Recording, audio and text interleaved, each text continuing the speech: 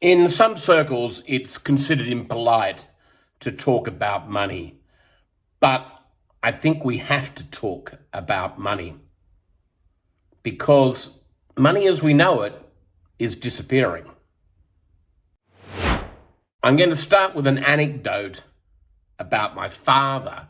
My father always carried a lot of cash. He was by no means a rich man, but he always had a lot of cash in his wallet. Now, he grew up during the Depression, so I guess that colored his view of the value of having handy money, and he appreciated the fact that unlike his own father, he didn't have to work in a quarry and do all sorts of things just to put bread on the table. But after the war, he'd got into a situation where he enjoyed some of the prosperity that was trickling through. Not all of it, still very much a working class man, but he always kept money in his wallet. Now, the thing about having money is you can lose it or it can get stolen. And he was pretty lucky that way, except on one occasion. We used to holiday on the Gold Coast.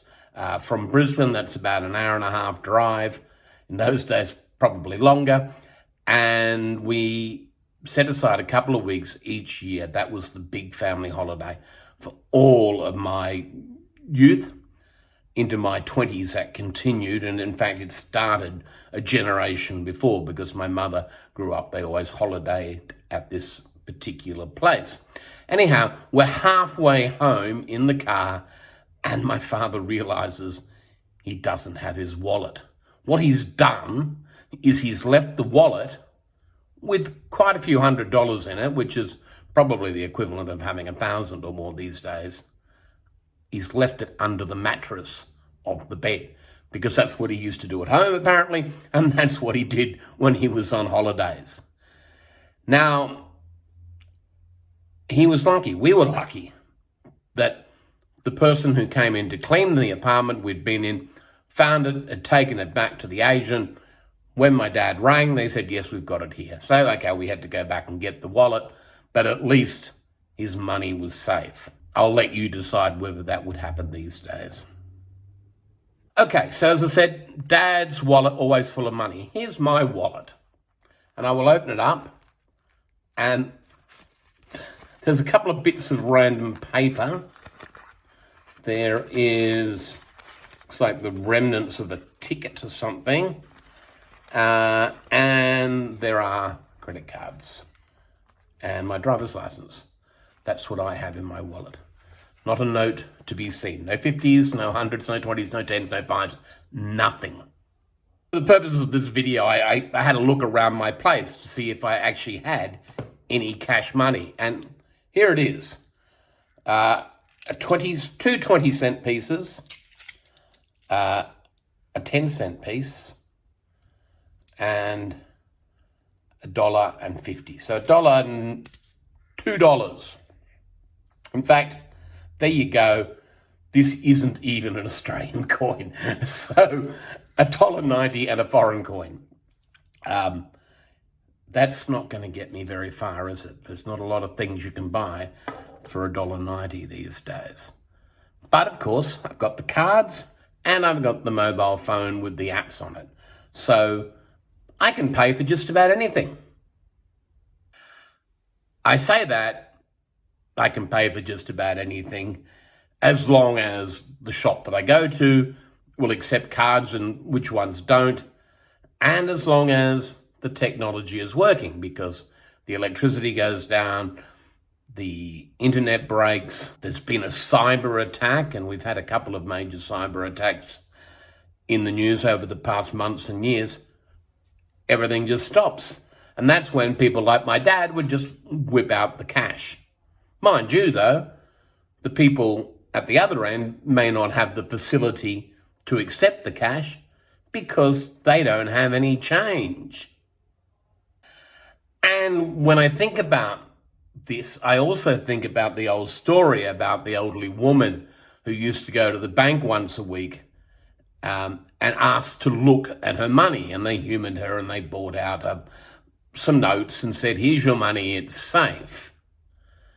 But we can't all do that because the banks don't actually have our money. And I'm not going to get into a big complicated explanation of how the global financial system works, mostly because I don't know. But what I do know is that the money, the numbers that appear on our bank statements and that don't really equate to a lot of money anywhere. And these days they don't even really equate to a lot of gold somewhere, which used to be the case. So money could be considered an imaginary concept or conceit, perhaps. But it isn't, because we know it's real, because we know we don't get anywhere unless we pay for things. And yet we're so close to it all disappearing, because if the electricity generators blow up or stop working for some reason, if the internet goes down for any period of time, everything grinds to a halt. There's no money and there's no food. There are no goods and services. What do? We barter things. What do we have? Those of us with office jobs don't have a lot to barter. My case, we'll make videos for fruit and veg. I don't want to be seen to be alarmist here, but it is worth thinking about. What happens if we don't have cash and our other means of payment don't work? And so on that cheery note, I'm going to bid you adieu. I'd like to hear your comments on this, because we're inevitably going towards this situation. There is no turning back. But what's plan B? I'd like to know. Maybe there is a plan B. Someone can explain that to me. But in the meantime, I know a lot of elderly people, and you might think I'm old, but I'm talking, my parents' generation, although my parents are not with us anymore, who love having actual notes and coins on them. And that's for a reason. And that's got to be respected. And we've got to think about looking after them. We also have to think about how the system works when the system doesn't work. If you've enjoyed or you're interested in what I've had to say here, it's a little bit different to what I normally do.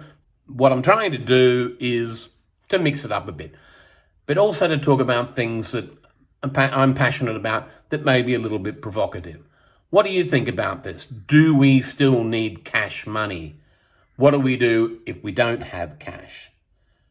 Do we survive? Does civilization crumble because we have no tangible means of exchanging one thing for another? Use the comments if you have a comment. Share if you want to spread the word. Subscribe, because that really does help me out.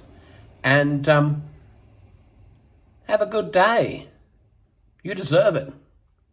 Bye.